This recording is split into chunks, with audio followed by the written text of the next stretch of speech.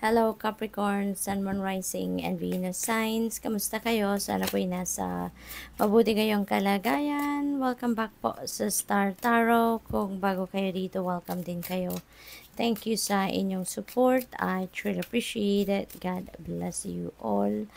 Capricorn, pauna mensahe ninyo, will, indecisiveness. Ayan, so siguro meron kayong hindi mapagdesisyonan sa ngayon, no? Siguro marami kayong impormasyon na hawak, kaya lalo kayong nalilito. Possible din na kailangan nyo pang mag-research, no? Kailangan nyo pa siguro na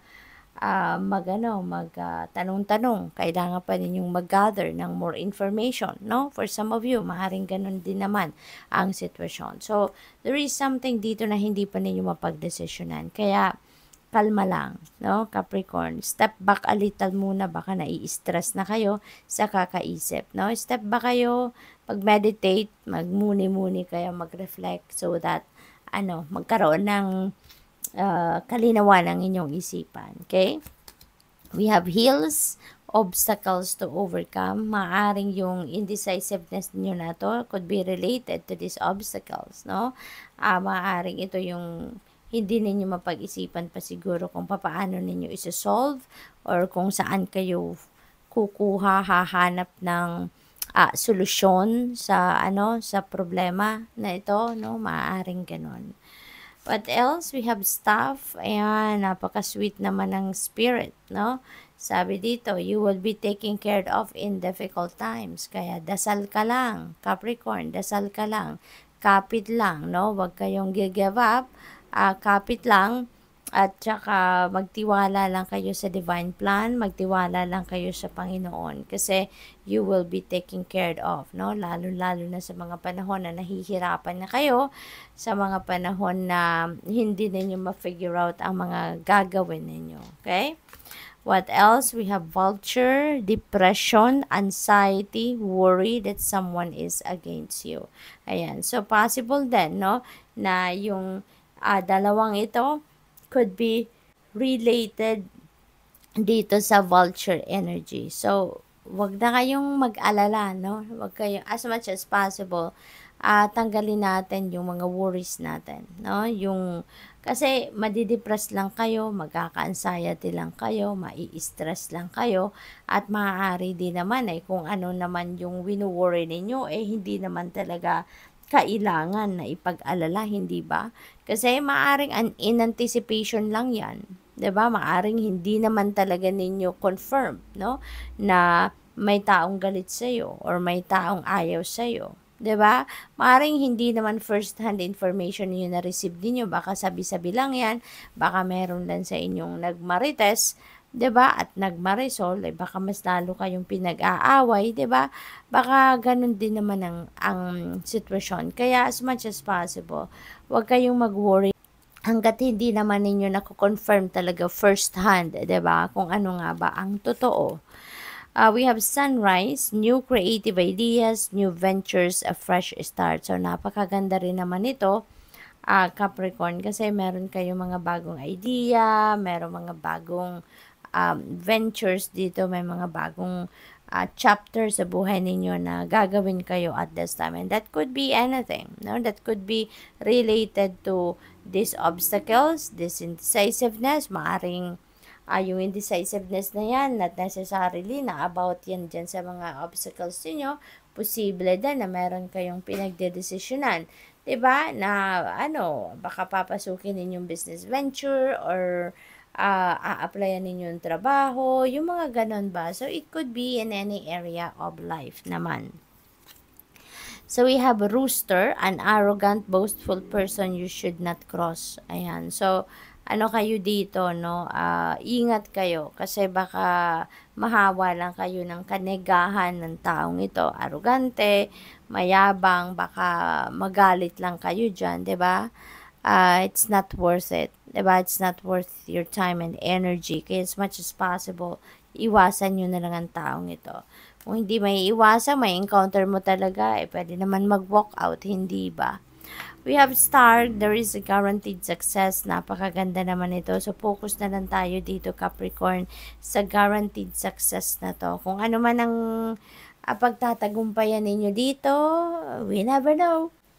Baka ito na yung mga pinagkakaabalahan ninyo. Baka sa negosyo yan, sa karir ninyo, sa trabaho. It could be in any area of life, no?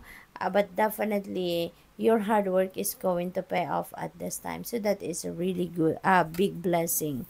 Tumalon, wow! Tumalon talaga yung card na to para sa inyo. Yung pala, energy of the boat.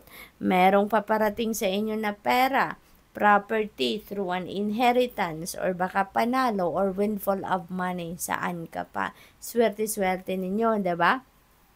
So, yung guaranteed success na to could be this financial success, this financial blessings na dadating. So, maraming perang dadating. Baka isang barkong pera yan. 'Di ba?